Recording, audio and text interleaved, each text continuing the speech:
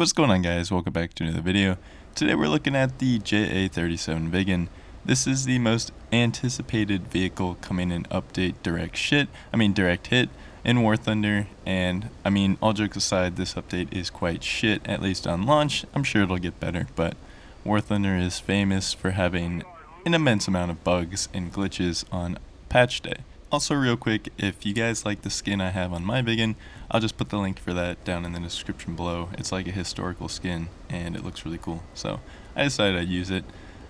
First thing I want to talk about here, and this goes for all of top tier jets in general, that's why I'm just putting it first, is before you actually get into the battle, make sure that you set up your jet properly to be combat ready. Me, in this clip, I'm only including it because I met a subscriber, I guess, in the game. He said, make sure you put this in or he asked me if I could put it in the video. I told him I would. The game turned out to be a complete wreck, but I did say I would. I'm a man of my word. There you go. You know who you are. You're in chat. It was nice playing with you, even though we didn't have a great game. There is at least something to learn from this. And like I said, make sure you set up your jet before you actually get into combat here. One of the reasons this game's turned out to be a complete wreck for me is because none of my buttons were ready to go. My radar was not set up properly. I didn't have the right weapon selected, and quite frankly, it was just a complete disaster from start to finish. I was just juggling around buttons on my keyboard because I didn't have it ready to go to begin with. There is a lot of, controls for the radar at top tier. You are going to want to be able to utilize every single one of those controls. They're going to help you a lot. Everything from switching radar mode, range, weapon type, things like that, ACM mode versus normal tracking mode. I don't know the technical terms, but point is there is a lot of buttons that you're going to want to have set up and ready to go before you get into actual combat. Otherwise you're going to be a complete flustered mess, just spamming things on your keyboard hoping you click the right button like I did there. Now I figured I'd start off this video talking about the things that I actually don't like about the Viggen, and there isn't that many, but I do want to talk about them, and I just figured I'd get them out of the way early. Number one, the radar. I don't really understand the radar, or maybe it's glitched, but regardless, you could see in some of these clips coming up here that I try to lock up a target, I get a successful lock, and somehow I just can't launch a missile. Now in some cases, it's maybe because I'm within the minimum launch range. The radar indicates that by having like a notch on the very bottom of the radar, right hand side, but as you can see here, I have the pulse Doppler turned on, the target's coming perfectly toward me, it's tracking just fine, and he was outside of the minimum launch range, and I still never had a good firing solution.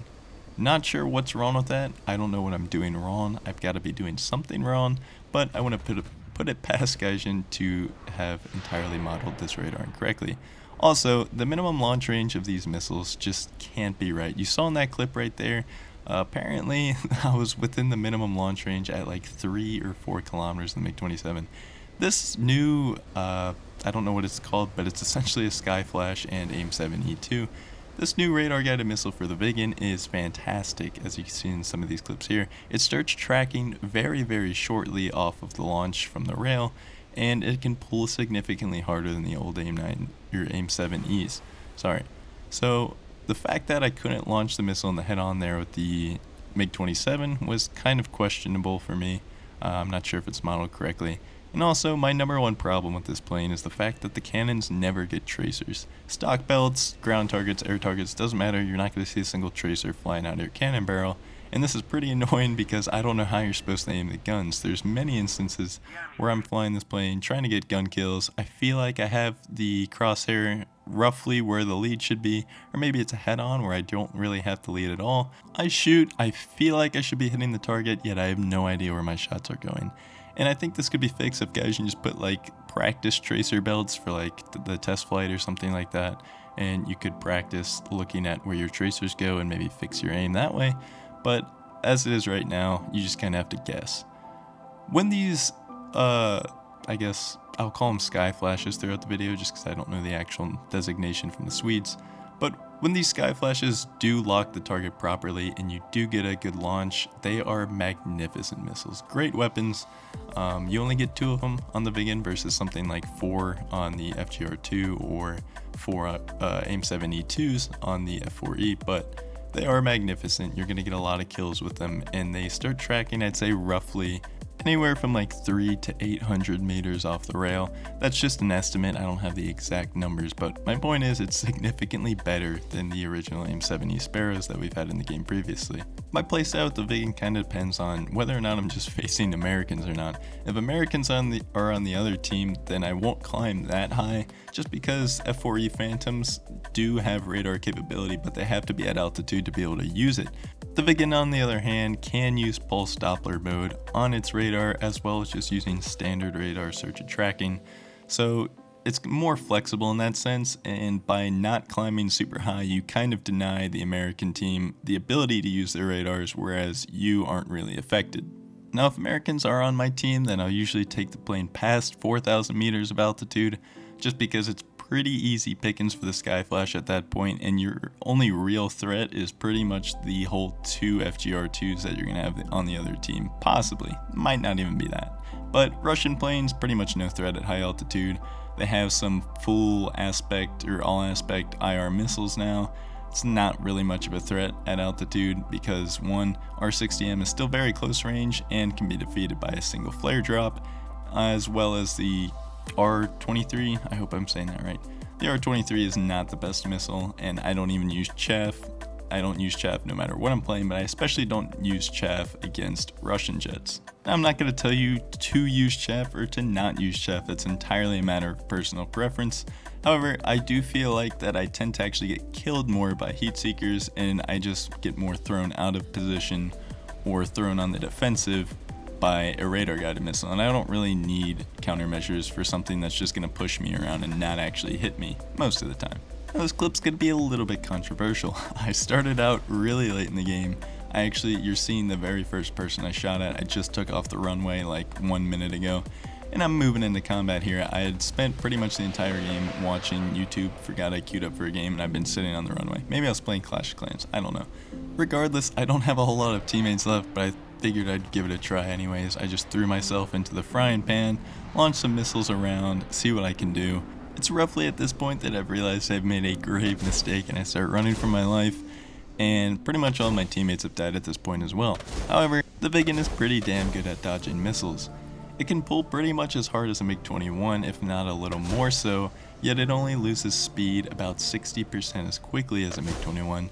So yeah, the energy retention is a little better. It's surprisingly good for something that's a delta wing airframe, but it's not the best. Something like an F5E is definitely going to win an energy fight with you just because it doesn't pull nearly as hard at high speeds, yet at low speeds it might even outmaneuver you and keep more energy at the same time. But couple all this with the fact that the Viggen has a very ample amount of flares and a pretty damn good top speed, pretty strong thrust, and it can definitely eat some missiles. I'm not sure what exactly these guys are slinging at me, but I wouldn't be surprised if it's R60s. R60s aren't that good of a missile, on top of the fact that they're really not that good of a missile with something that has flares, and a lot of them. And this is where it gets a little controversial. I'm going to start running to my airfield. One, because I'm going to need a little more missiles after my failure of missile attacks that I had in the original opening part of this game. So I am going to need to rearm, but more than anything, I need to get these guys dispersed. I can't have all these people attacking me at once. I'm never going to survive. And with no teammates around, the only way to get the enemy team to get off my ass is just to run to my SAMs. At this point, they're well within range of SAMs. There you go, you see them launching there. So I turn around real quick, I just throw these last couple of heat seekers off at them to try to get them really running away and give myself a little bit of breathing room.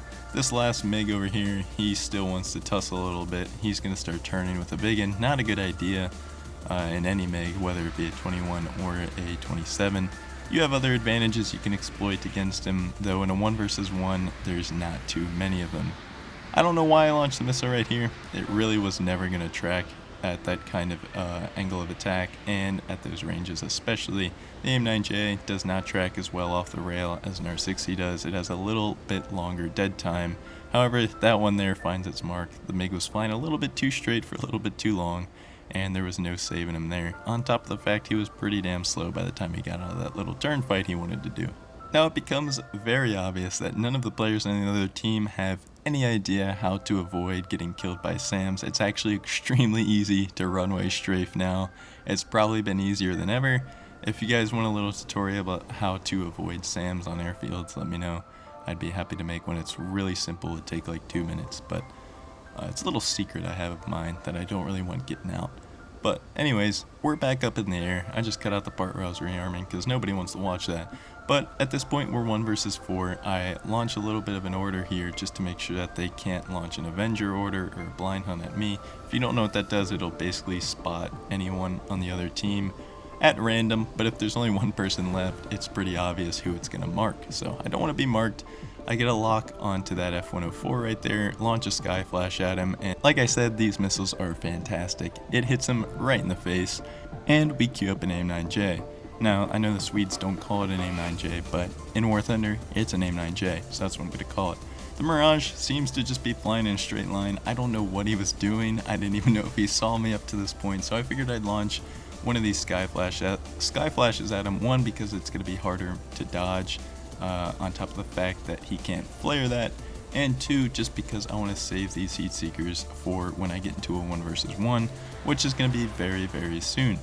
The lower amount of players that are left on the other team, and the closer to a 1v1 you get, the more likely you're going to need some heat seekers. So I'm going to save those for when I absolutely am going to need them for those close little knife fights. MiG-21 SMT, I think he's shooting R60s at me, but I'm not positive on that. Either way, both of the missiles, his R3Ss and the R60s, are going to be extremely easy to dodge. I really only have to drop a flare on each of them. Like I said, I have a very low opinion of R60s. You could probably burn an entire stack of 6 of them off of a MiG-21 and not get hit by any of them. So I don't think these are R60s in hindsight, just because they're doing a really piss poor job of tracking, but even if they were, I wouldn't be concerned about it in the slightest. The MiG-21 launches his 4th and final missile, so now I know he's going to be going to guns. The MiG-21's guns are pure shit. If you've never flown a MiG-21, well, consider yourself lucky, because the guns are going to want to make you scream. But he overshoots. I queue up an AIM-9J in his desperate attempt to pull away from overshooting. He doesn't quite get enough distance. He tries to flare.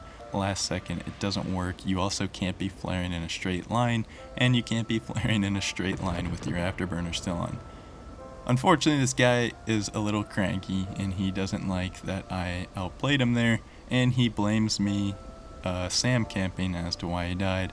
In that fight, not a single SAM was launched at him. I only used the SAMs when I had 6 of them on my ass, so I'm not sure what he's talking about. I think he's just a little upset, which is understandable. But that's going to leave me with one other player left on the other team, and lo and behold, it's Rulo6000. If you guys don't know who that is, he posts War Thunder videos. And I said hi. I'm 90% sure, 99% sure he has no idea who I am, because why would he? But I just wanted to let him know that I've seen his videos before, and they're pretty cool. But there he is. Spotted him on my 6. Luckily, I looked around a little. You guys got to get used to just breaking the C key on your keyboard when you're playing jets, because the spotting system is complete shit, though it would have never spotted somebody behind me regardless of how good it was. So just got to make sure you're always checking your 6. With the tickets bleeding down, I got to be pretty damn aggressive, so I'm just going to stick onto his ass like glue off of a seat and chase him down till the very end. I might even just have to or at least I'm thinking I might have to start spamming AIM-9Js at him to get him to slow down a little bit. But it seems I'm catching him here pretty easily, so I'm just going to stick with that. While my tickets are low and draining, they're not that dire to where I need to just start slinging heat seekers at him, so I save those, and I'm kind of wishing I still had one of my Skyflashes, but it did serve me well killing that Mirage, so it is what it is. Instead of running back to his base or doing whatever he has to do to survive whatever people do, he opts to turn back into me. Not sure why he did that, unless maybe he just wanted to have fun and fight me, I guess. Shout out to you, that was pretty cool of you. But if I were him, I would have just tried to run back to my base, get me to have to turn around, and then slot back onto my 6, because if you're in a 1v1, you never want to start. You don't want to be the guy that starts with somebody on your 6. That's a huge disadvantage. He flares the first missile. He's not going to flare the second missile. Again, he flew in a straight line. He still had his afterburner on. You can't flare in a straight line, and you certainly can't flare in a straight line with your afterburner on. You're never going to dodge the missile that way. It's going to fly right through your flares, track the flares, and once it gets out, it's going to track your afterburner again. So if you deploy flares, make sure you at least pull to the left or right, or whatever it may be, and cut that afterburner off. Anyways, that's a 1v5 ace that I really shouldn't have won, somehow did. A bit of a mix of luck, skill, and AI, but I'll take it. It is what it is. Now, I'm going to show you guys how to counter a Viggen, because they're brand new jets. A lot of people are saying it's the best jet in the game. I completely disagree. It is a very damn good jet. You should definitely get it. It's a lot of fun. You're going to do pretty well in it. But I don't think it's the best. I'm not going to necessarily say what is the best in my opinion, because I don't want to start a bunch of shit in the comments.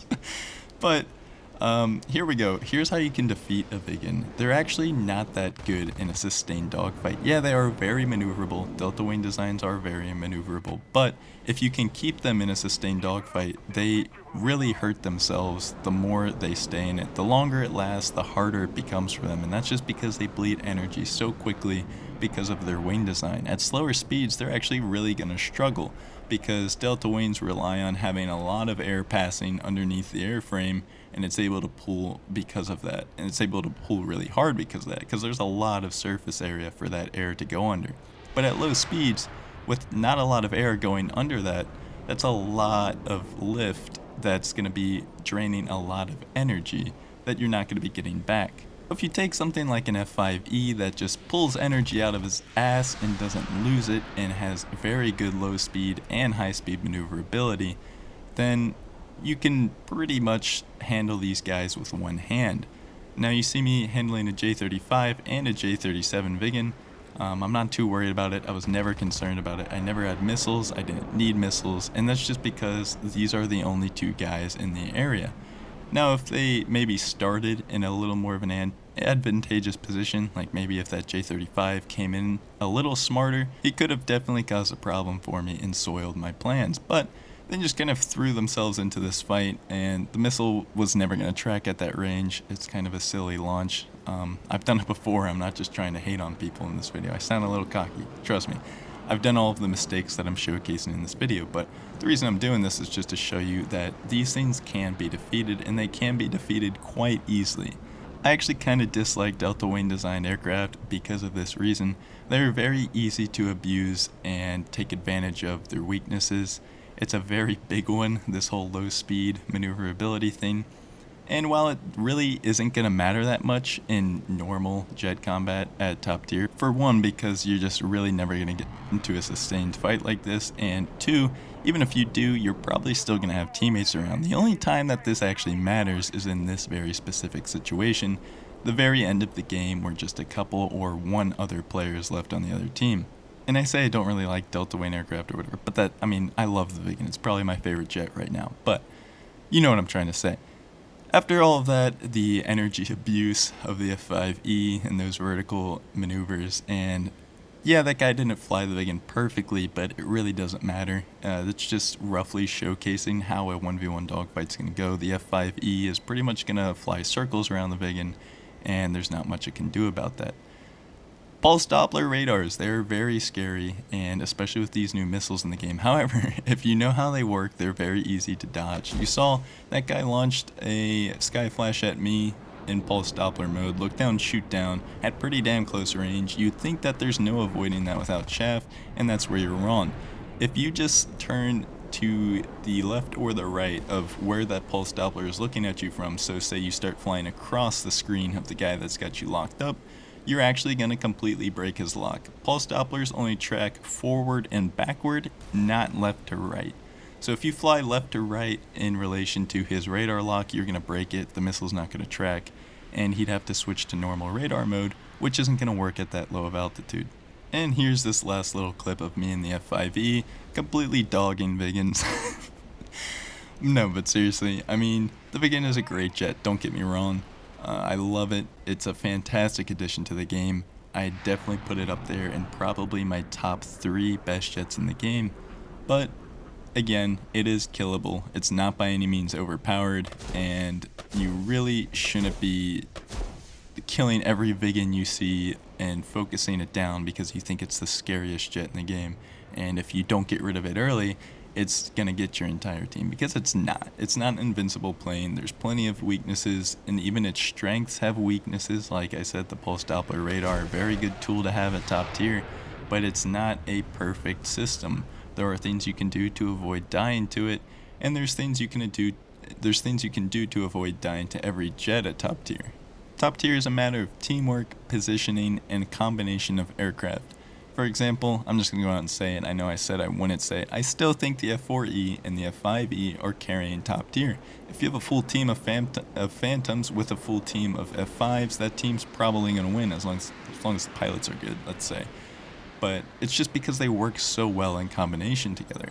F4Es have an endless arsenal that they can sling at the enemy. M61 Vulcans are the most noob-friendly guns in the game, very underrated tool for jet combat. And the F5E is an absolute beast at creating chaos. It can dodge pretty much every missile that's thrown at it, any number of missiles that is thrown at it. A slight exaggeration there, but you get the point. And in combination with that absolute arsenal of an F4E, then you can pretty much wipe the floor with any team, even if it's a full team of Viggens. Now, does that situation ever happen anymore, where it's a full team of F4Es versus F5Es? Not really.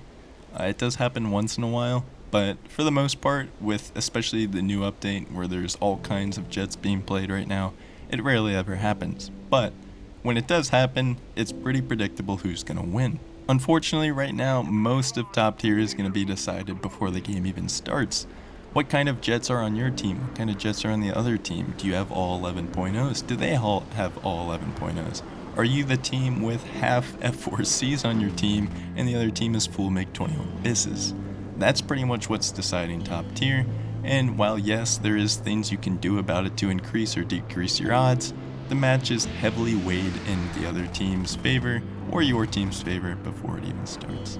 Anyways, that's the Viggen for you guys. I hope you enjoyed. I hope I'll see you in the next one, and thank you all for watching.